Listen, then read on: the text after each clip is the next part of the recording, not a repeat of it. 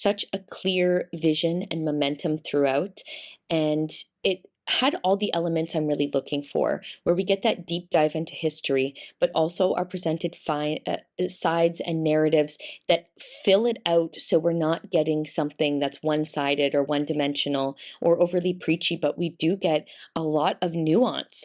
And I think what really helps to support that are the subjects that they interviewed to give us this information, the manner of talking to the audience, not talking down to them, but not going too academic with it.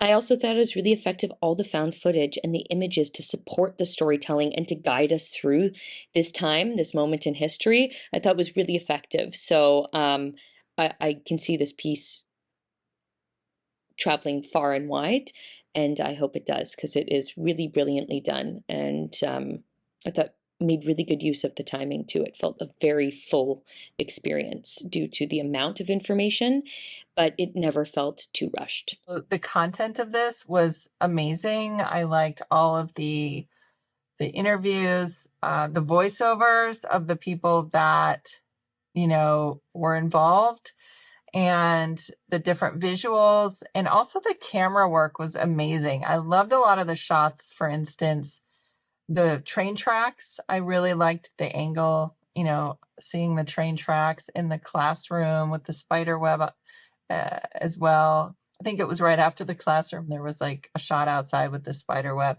So a lot of really cool camera work, camera shots.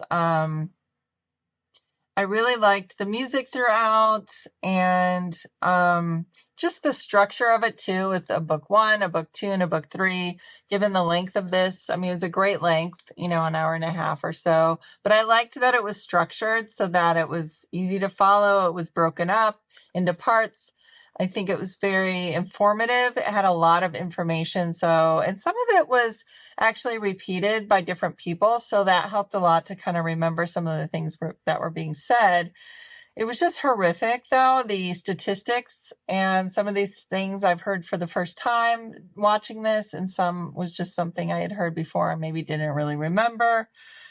I think it's really important to know that they fought back, and that part of fighting back might have just been in their soul and in their mentality, their attitude, but also the armed people fighting back. And the thought of what these people went through, just still to this day, is just astounding. And I think this is a really great, honor. So we get a deeper look into the Holocaust story.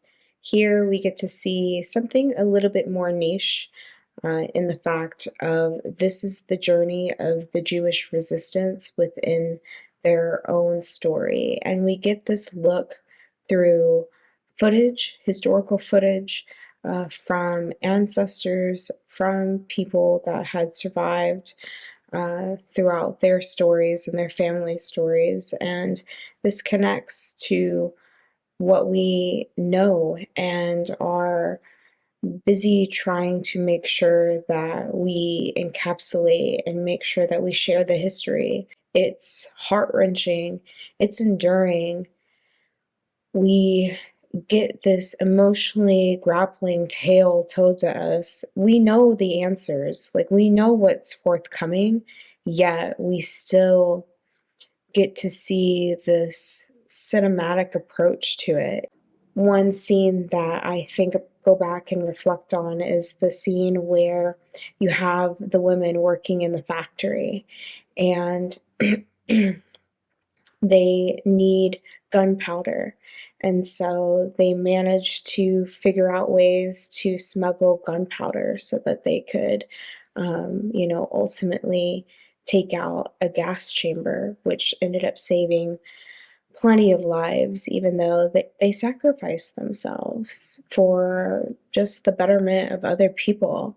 And I think that's a very powerful approach. It's a powerful tale that I think should be shared to encapsulate this horrific point in time and showing how the people can overcome that. New information that stood out for me in this film was the definition of the Amida. and how vital that was for the Jews in the ghettos and for the survivors to take that with them once the war was over. The footage of documents and the cinematography of the historical sites was beautifully done, as well as the interviews. And I really did enjoy hearing from the people that were there to witness of their families' accounts. I thought it was really brave of them to do that. It was a riveting film, emotional to digest, and unforgettable. It's really good to hear what's going on behind the mainstream recording, the mainstream history of the World War II.